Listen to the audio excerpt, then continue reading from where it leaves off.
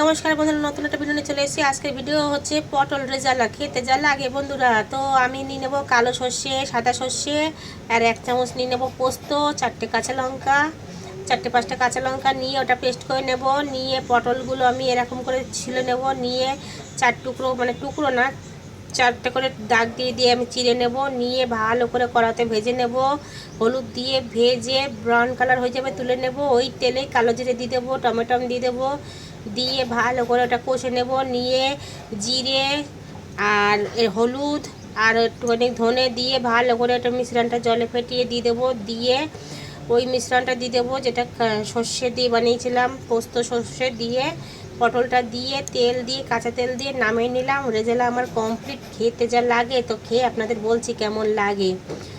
তো বন্ধুরা দেখুন, খাইয়ে নিছি।